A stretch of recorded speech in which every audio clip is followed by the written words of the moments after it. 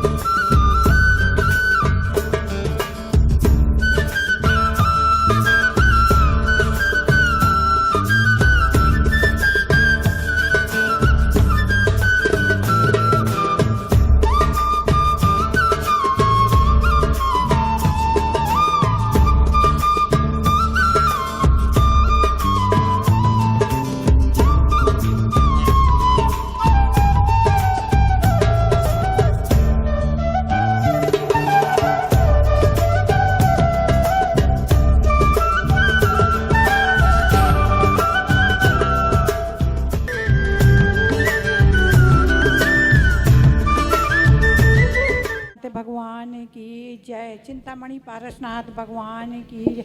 आचार्य गुरु श्री सिद्धांत सागर महाराज की जय। बोलो आचार्य श्री सौभाग्य सागर महाराज जी की जय।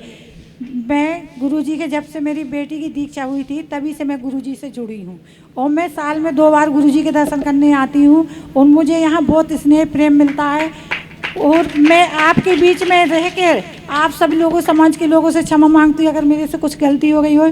गुरु जी आपकी सेवा में आपके पास रहती हुई कुछ गलती हुई तो मैं उत्तम क्षमा मांगती हूँ आपसे, सभी माता जियों से उत्तम क्षमा, उत्तम क्षमा, उत्तम क्षमा। नमस्ते महाराज जी, नमस्ते।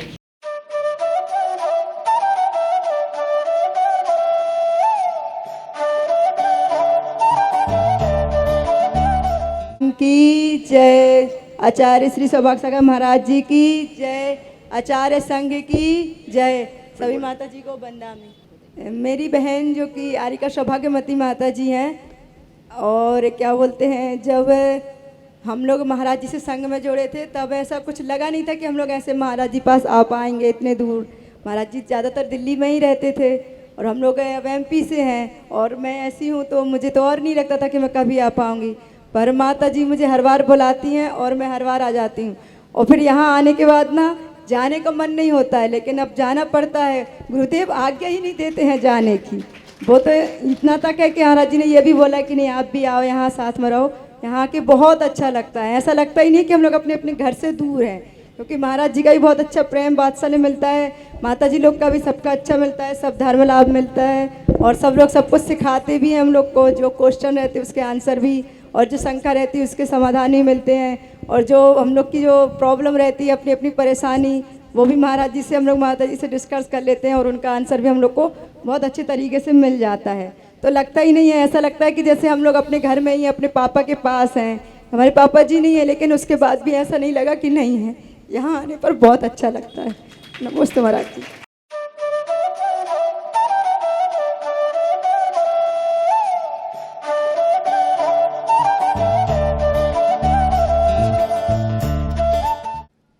महानुभाव,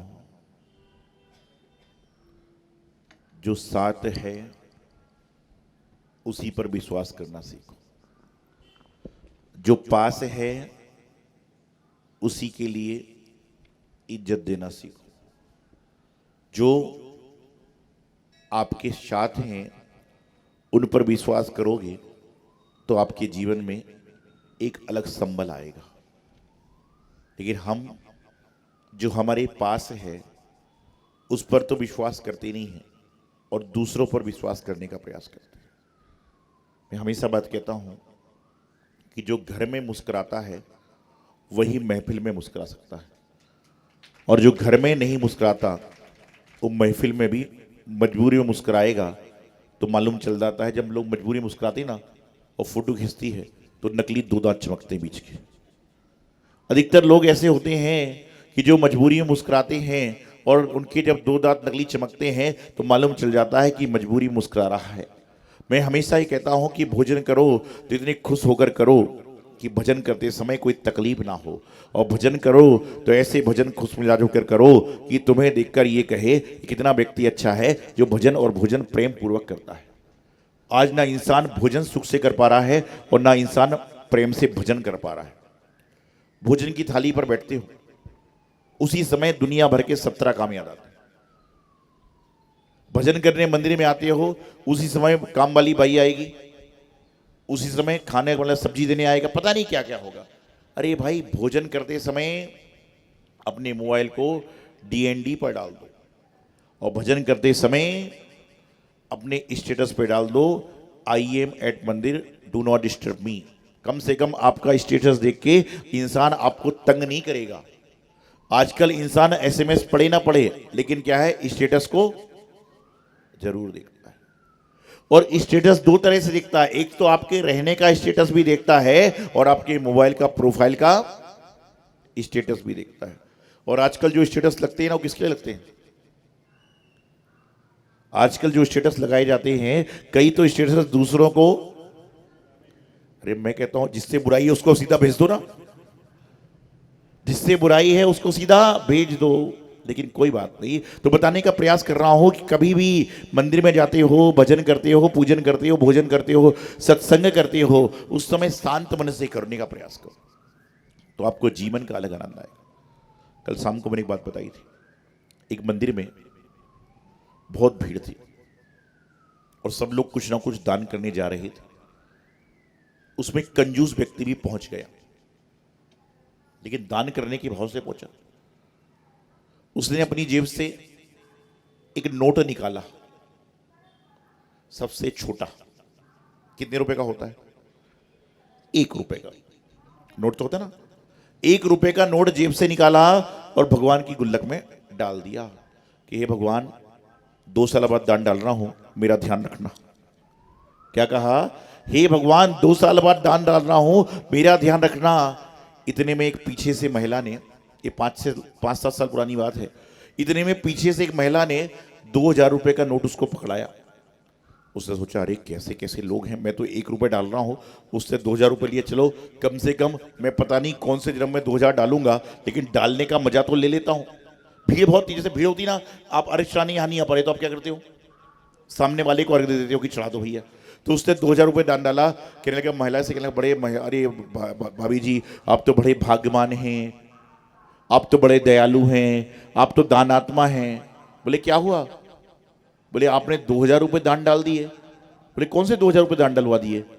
बोले अभी जो दिया था। अरे भाई साहब, जो आप पैसे निकाल रहे थे तो आपकी जेब से 2000 रुपये का नोट गिर गया था, मैंने तो उठा के वापिस दिया था। भाई साहब, जो आप नोट निकाल रहे थे तो मैंने 2000 रुपये का नोट आपका गिर गया था, वो निकाल के मैंने आपको वापिस दिया था। वो कहने लगा, हे भगवान, जिंदगी भर का दान पूरा हो गया। क्या कहा? हे भगवान, जिंदगी भर का दान पूरा हो गया। और घर बड़े उदास मन से पहुंचा तो पत्नी बोली, जितने पैसे मैंने दिए थे दान डाल के आ गए क्या? तो उसने कहा, तूने 2101 रुपए दान डालने के दिए थे, 100 रुपए बचा के लाया हूं, 2001 डाल के ही आया हूं। पत्नी ने 2101 रुपए दिए थे कि गुल्लक में डाल देना। उसने सोचा, पत्नी कौन सा देख रही है, 1 रुपए डाल देता हूं तो भी बंदा 100 रुपए बचा ही गया। तो जहां का पैसा है वहीं पहुंचेगा। सोचिए, जेब से गिरा पैसा उसको किसी ने पकड़ाया तो बड़े खुशमन से डाल रहा था कि पता नहीं मैं क्या डालूंगा, और डल गया। तो भगवान से क्या कह के आया कि भगवान, जिंदगी में अब मैं गुल्लक के पास ही नहीं आऊंगा, दान डालने की बात तो दूर की। ऐसे लोग हैं। जीवन में अच्छे काम करने का प्रयास करें और देखना, जिस चीज की जो व्यवस्था है इंसान वहीं पहुंच जाएगा। आप कल चाहे भले कार्यक्रम में आने के पहले सोच कर आए हो कि मैं तो 1 घंटे से ज्यादा नहीं रुकूंगा, चाहे कुछ भी हो जाए, कुछ भी हो जाए, कुछ भी हो जाए। और जैसे ही कार्यक्रम के बाहर गए, आपकी गाड़ी के बाहर 3 गाड़ियां खड़ी हुई हैं और उसका चाबी लेके आदमी गायब हो गया। अनाउंस पहलाउंस हो रहा है, गाड़ी नंबर ये, गाड़ी नंबर वो, गाड़ी नंबर ये। 2 घंटे तक चक्कर मारती रही, गाड़ी खड़ी है, गाड़ी खड़ी है। और 2 घंटे बाद जैसे ही महाराज ने कहा, भगवान महावीर स्वामी की जय, आप बाहर के पूरा मैदान साफ। कहने का मतलब है कि 2 घंटे आपके धर्म के थे, आपने धर्म से काटने का प्रयास किया तो गाड़ी ने आपको रोक दिया। कई बार ट्रैफिक में रेड लाइट लग जाती है, कई बार कुछ हो जाता है। तो ये सब क्या होता है? इसलिए मैं कहता हूं कि अपने मन में, अरे चतुर्मास की स्थापना सालों सालों में परंपरा में हो रही, और उसमें भी तुमको जल्दी है। खाना भी वहां, नाश्ता भी वहां, एसी भी वहीं, भजन वाले भी वहीं। महाराज, तो तुम्हें विकल्प क्या है? एक से मैंने पूछा, परसों शनिवार था ना, परसों स्थापना वाले शनिवार था ना, एक से मैंने पूछा कि 5 बजे जाने की जल्दी क्यों है? 5 बजे जाने की जल्दी क्यों है? तो उसने कहा, 5 बजे मुझे से जल्दी जाना है कि मेरी बेटी स्कूल से आने वाली है। मैंने कहा अच्छा। वो जब गेट तक पहुंच गई, फिर मैंने बुलवाया। मैंने कहा, आपको जाने की जल्दी क्यों है? बोले महाराज जी, अभी तो बताया कि बेटी मेरी स्कूल से आने वाली है। वो फिर गेट तक पहुंच गई तो मैंने कहा, आपको जाने की जल्दी क्यों है? बोले महाराज जी, मेरे को बताया ना मैंने कि आपको मेरी बेटी स्कूल से आने वाली है। मैंने धीरे से कान में कहा, आपकी बेटी तो बाजू भोजन कर रही है। मैंने धीरे से कहा कि आपकी बेटी तो बाजू भोजन कर रही है। बोले कैसे? मैंने कहा, 1 बजे से तुम्हारे पतिदेव बेटी को लेकर यहाँ कार्यक्रम देख रहे थे और अब भोजन करने गए। अरे बहाना ऐसा तो बनाओ जो सही हो। इंसान बहाना ऐसा बनाए जो सही। तो कैसा बहाना बना रहा है कि मुझे बेटी, और शनिवार को कई बार छुट्टी होती बच्चों की। जिंदगी में ऐसे हम काम कर रहे हैं।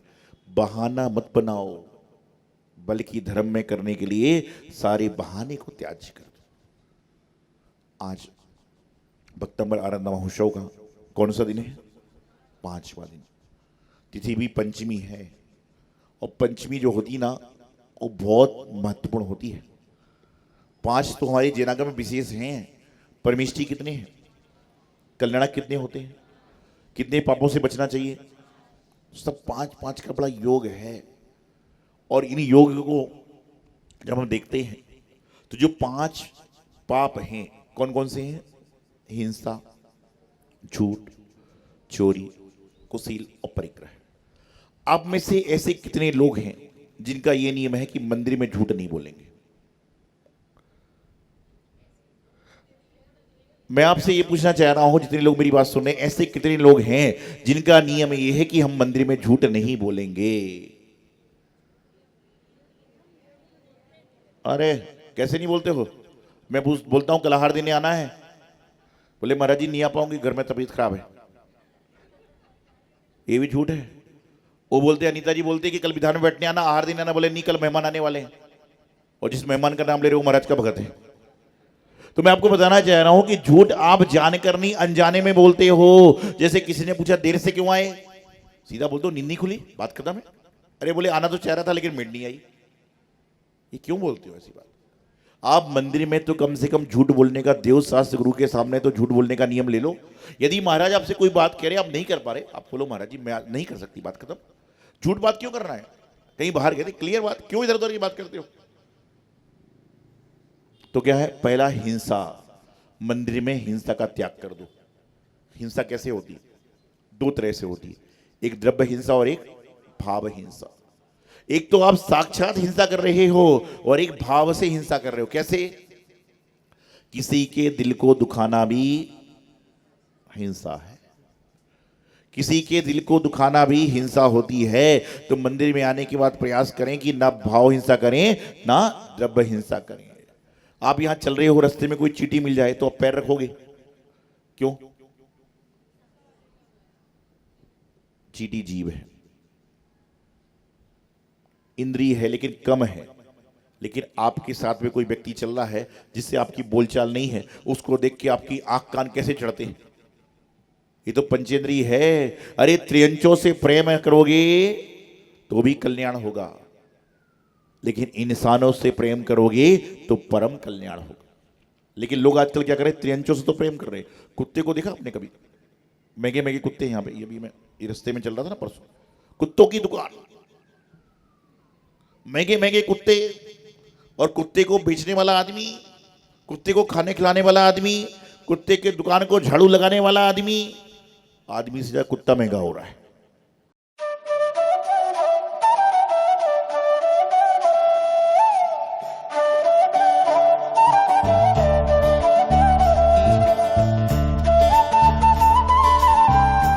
इस कार्यक्रम के पुण्यार्जक थे संरक्षक श्री एम के जैन, श्री श्यामलाल जैन, श्री अनिल जैन, श्री सुरेंद्र कुमार जैन, श्री श्यामलाल जैन, श्री कमल बी जैन। कार्यकारिणी सदस्य प्रधान डॉक्टर राकेश कुमार जैन, सचिव सुरेश चंद जैन, कोषाध्यक्ष अभय कुमार जैन, उप प्रधान अनिल कुमार जैन, संयुक्त सचिव अमित जैन, संयुक्त कोषाध्यक्ष हिमांशु जैन, सदस्य संजीव कुमार जैन, सदस्य टेकचंद जैन, सदस्य नवीन चंद जैन, अभिषेक जैन, सदस्य सुरेंद्र जैन, सदस्य किशन चंद जैन, सदस्य राजेश जैन, सदस्य विजय जैन, सहयोगकर्ता पारस किशोर मंच।